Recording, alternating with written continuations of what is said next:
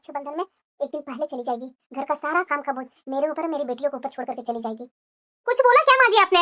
अरे नहीं बहू, मैं तो वही सोच रही हूँ कि तू जा और तुरंत राखी बांध करके आ जाना। ये नहीं कि जा करके फिर से वही रह जाना। मेरी बेटी तुम्हारा बहुत इंतजार करते रहती है, वो भी बेचारी उदास हो जाती है, बोलती है आई और भाभी है ही नहीं है तो अच्छा नहीं लगता है।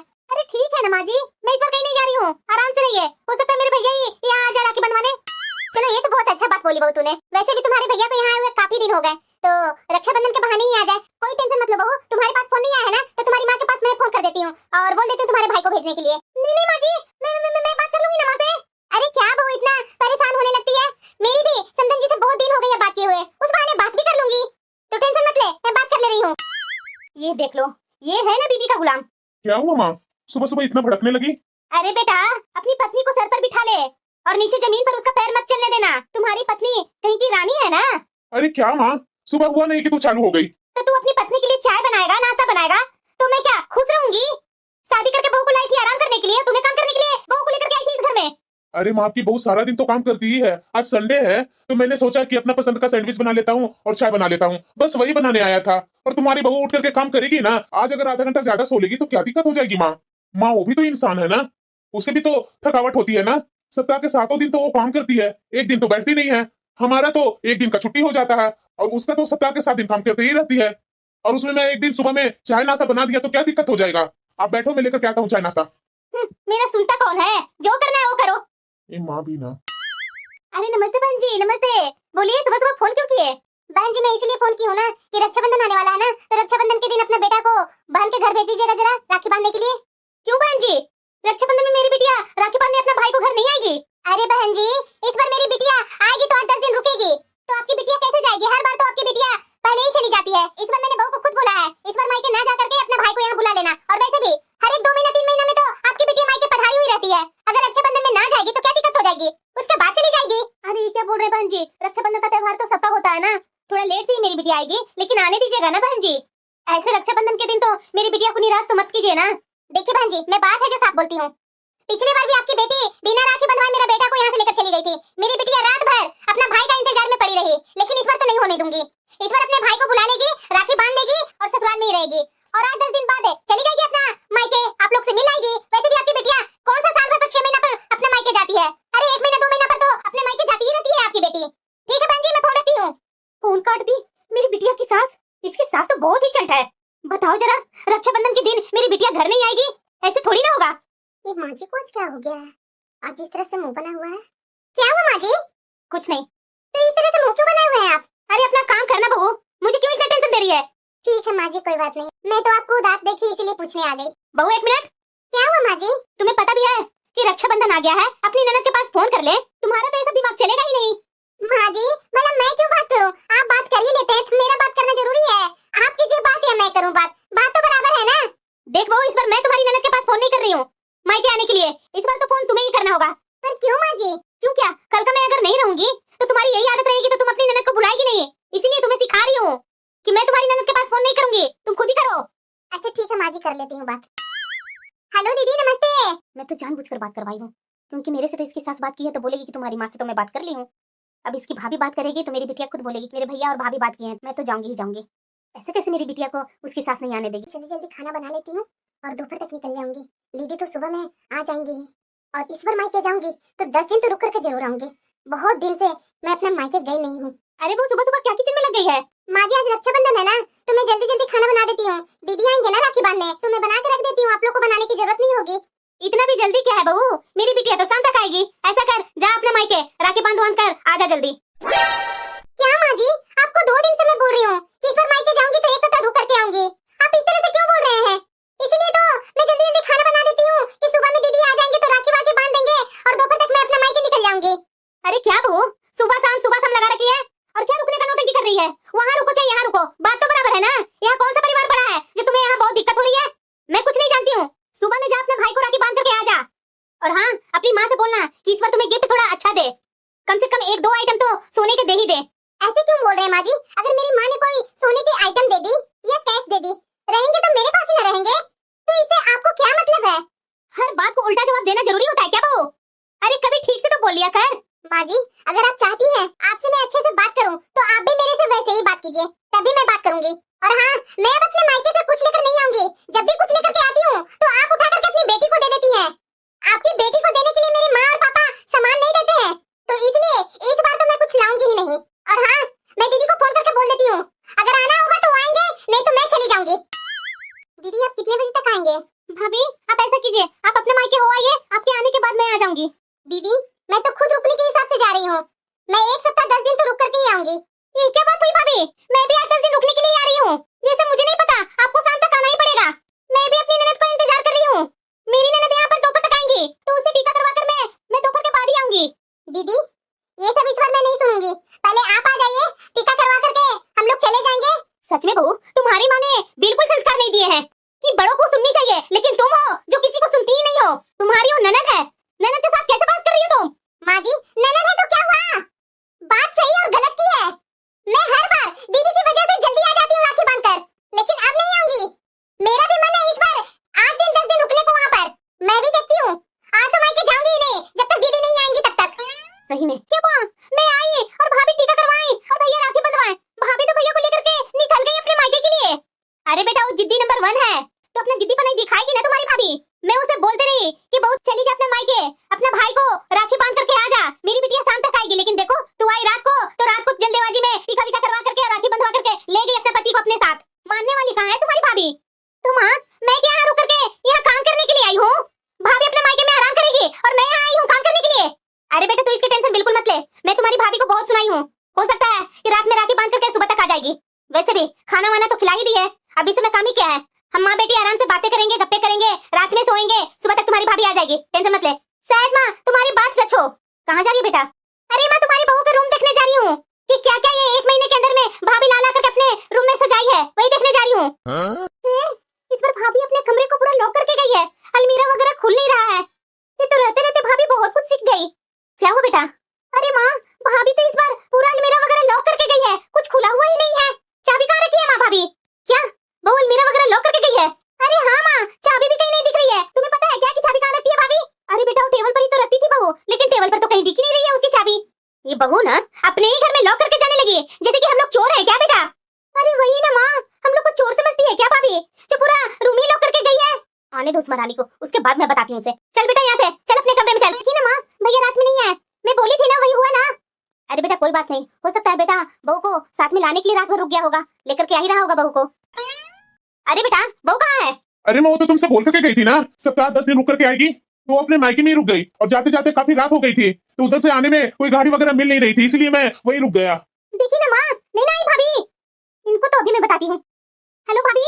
नमस्ते दीदी। भाभी आपको शर्म नहीं आती है?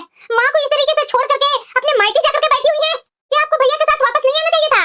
दीदी अगर मैं यहाँ आई हुई हूँ तो क्या हुआ, आप भी तो अपने मायके में ही है ना। सप्ताह दिन 2 वक्त की रोटी बनाकर आप भी तो माँ जी को खिला सकती है ना। झाड़ू पोछा बर्तन तो करना ही नहीं है, उसके लिए काम वाली को लगा रखी हूँ, फिर इतना क्यों रोना है? अगर आप सप्ताह दिन माँ जी को रोटी बनाकर खिला देंगी तो इसमें कौन सी बड़ी बात हो जाएगी? नहीं तो आपके भैया को भी खाना बनाना आता है, वो भी खाना बना लेंगे। जरूरी नहीं है कि मैं हर बार वहाँ रहूं, मेरा भी मन करता है कि मैं अपने मायके में रहूं। पिछले 2 सालों से मैं अपने मायके में 1 रात के लिए भी नहीं रुकी हूँ, इस बार मैं रुकने आई हूँ, तो प्लीज दीदी मुझे यहाँ चैन से रुकने दीजिए। फोन काट दी। अरे क्या हुआ बेटा तुझे? क्या भैया आपको जरा सा भी कंट्रोल नहीं है अपनी पत्नी पर? ये कोई तरीका है? आप ही उन्हें बना बना करके देते हैं, अगर आप नहीं देते ना तो आज इतनी बेफिक्र होकर के वो अपने मायके में नहीं बैठी होती। भाभी वहाँ भी तो बना करके सबको खिला ही रही होंगी ना, अगर अपने ससुराल में रहती तो क्या चले जाता उनको। तू इतना भूल गई है कि तू अपने बड़े भाई से बात कर रही है, और किस लहजे में तू बात कर रही है?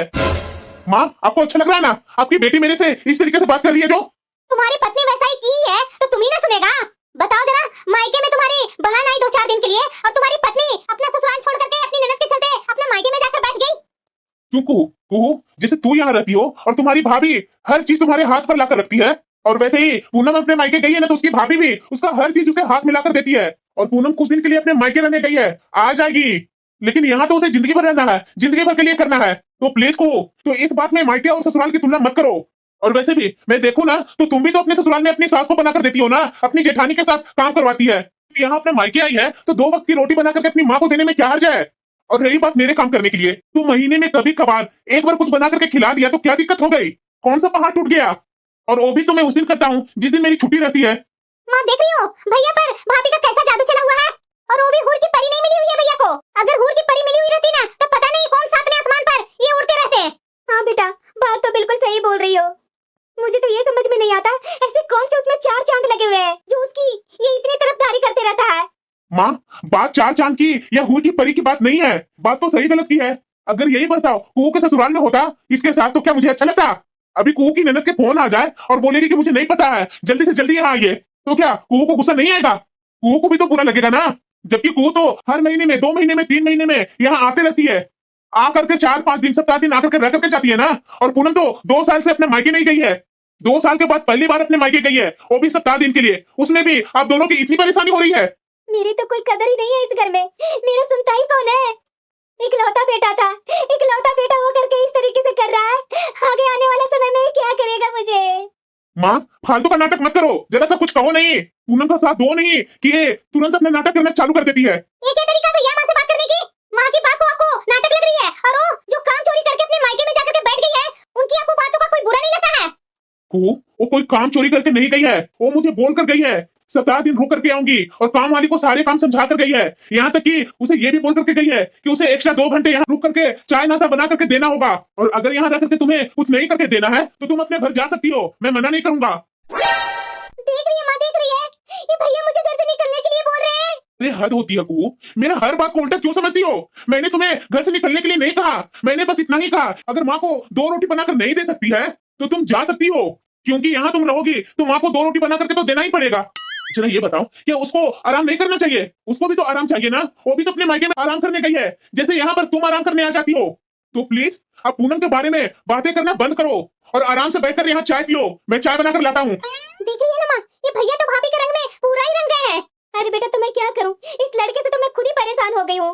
मेरा सुनता कहाँ है? अभी देखी नहीं कि तरह तरह के जवाब दे करके चला गया। इसकी पत्नी के बारे में जरा सा हम लोग कुछ बोल नहीं सकते हैं। सिर्फ बैठे बैठे लोग को चुगली ही मिलती है और कुछ नहीं है। बहू गई नहीं अपना ससुराल कि चुगली चालू हो गया ये लोग को, और बहू सामने रहेगी और उसके बाद तो बहू की टांग खिंचाई होगी। ये लो चाय नाश्ता करो तुम लोग।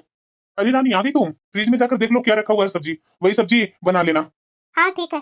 ये भैया इस बार कैसी कैसी बातें कर रहे हैं, मेरे पास तो कोई शब्द ही नहीं है बोलने के लिए, और ना ही मैं अपने ससुराल जा सकती हूँ, क्योंकि मुझे पता है कि अगर इतनी जल्दी मैं अपनी ससुराल गई ना तो मेरी बेइज्जती ही होगी। मैं कितना शान से बोल करके आई हूँ कि 7 दिन 10 दिन तो रुक करके ही आऊंगी, और अगर अभी मैं चली जाऊंगी तो मेरे से पूछा जाएगा कि तुम मायके से लेकर के क्या आई। और वैसे भी जब तक भाभी अपने मायके से यहाँ नहीं आती है और उन्हें मैं न देख लूं कि वो क्या मायके से लेकर के आई है, तब तक मैं कैसे जा सकती हूँ? भाभी आएंगी अपने मायके से सब सामान लेकर आएंगी तो उसी में से तो मैं छांट करके लेकर जाऊंगी, और माँ अपनी तरफ से कुछ दे देगी, तभी तो देखने वाला देखते रहेगा मेरे ससुराल में। चलो कोई बात नहीं, 8 दिन की बात है ना, जैसे तैसे तो मैं निपटा ही लूंगी। बहू को गए हुए 1 सप्ताह हो गया, अभी तक बहू आई नहीं है, पता नहीं कब तक आएगी और कब तक मुझे किचन का काम करना पड़ेगा। अरे माँ, किचन में तुम आ गई, मैं तो सोची थी कि आज अपने हाथों से तुम्हें खाना बनाकर खिलाऊंगी। अरे नहीं नहीं बेटा, अब इतना दिन कर ही ली हूँ तो 1-2 दिन और कर लेती हूँ, और बहू तो कल परसों तक आ ही जाएगी, तू टेंशन मत ले, जा तू आराम कर, मैं खाना परोसती हूँ। ठीक है माँ। अरे हाँ माँ, मैं अभी अभी अपने ससुराल पहुंची हूँ। पता नहीं ये बहू कब आई, मुझे तो पता भी नहीं चला। अरे माँ जी, आप नमस्ते माँ जी। हाँ हाँ, खुश रहो खुश रहो। और बहू, क्या अपने मायके से लौट करके लाई हो? माँ जी, मैं मायके में लौटने नहीं जाती हूँ, मैं वहाँ तो प्यार से टाइम बिताने जाती हूँ। माँ जी, लौटने तो कोई और आते हैं हमारे घर में। क्यों भाभी, आपका इशारा मेरे तरफ है ना? इस बार तो आप दोनों पति पत्नी सोच करके बैठे थे कि मेरी घनघोर बेइज्जती करके ही रहेंगे। क्यों, कुछ हुआ था क्या? नहीं, ऐसा कुछ भी नहीं।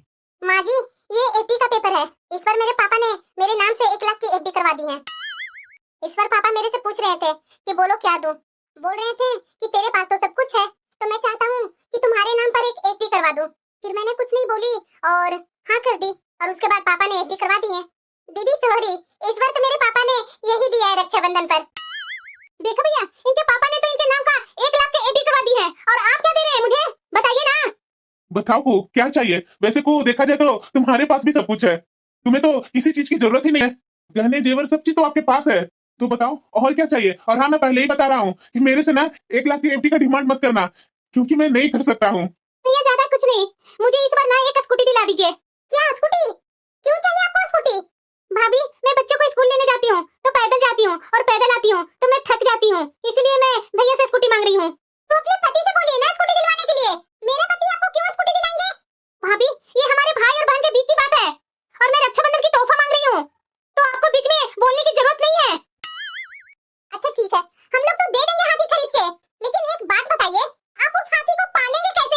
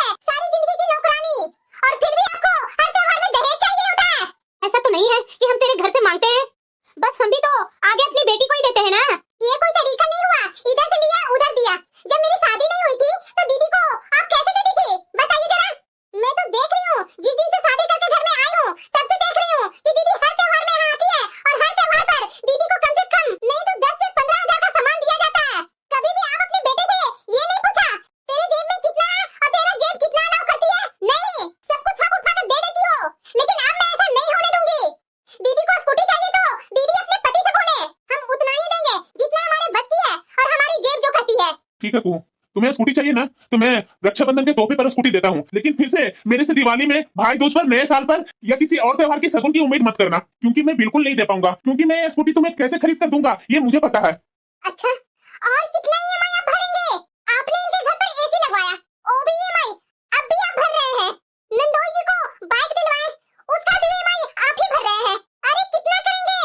अभी अपना बच्चा नहीं है, अपना बच्चा हो जाएगा, उसके लिए भी तो कुछ सेविंग करके रखना पड़ेगा ना, या फिर सब कुछ अपने बहन पर ही लुटाने का इरादा है? अगर ऐसा है ना तो आप मुझे पहले ही बता दीजिए, क्योंकि जिससे मैं फ्यूचर सिक्योर कर सकूं। और दीदी आपको पता नहीं है कि आपके भैया आपको जो भी चीजें देते हैं ना, वो सारे ईएमआई पर खरीद कर देते हैं।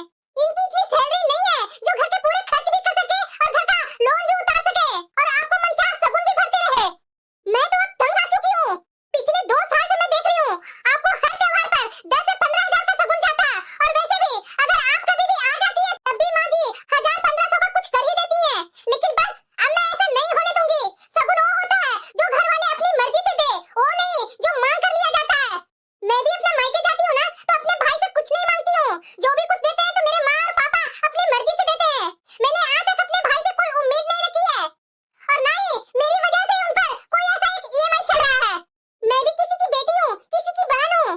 मैं भी अपनी मर्जी से ना दिवाली में कुछ मांगती हूँ और ना ही भाई दूज पर कुछ मांगती हूँ। जितना वो देते हैं उतना ही काफी रहता है। आज तक मैंने पापा से कोई डिमांड नहीं की हूँ, इसलिए मेरे भाई का भी हमारे लिए कुछ करने का मन करता है। दीदी आप इतना मत लूटिए अपने भाई को, जो आपका भाई कर्ज के तले दबता जाए। और माँ जी आपको तो ये बात अच्छे से समझना चाहिए ना, क्योंकि आपको ये सारी बातें मैंने पहले से ही बता रखी है कि आपका बेटा हर चीज ईएमआई पर खरीद करके अपनी बहन को देते हैं। आज के तारीख में इनके अकाउंट में 10 से 12 हजार ही पड़े हुए हैं। ये इतने पैसों में कैसे आपको स्कूटी दिला पाएंगे, आप ही बताइए। अगर आपको मांगना है तो कम से कम भाई के जेब दे करके मांगिए ना।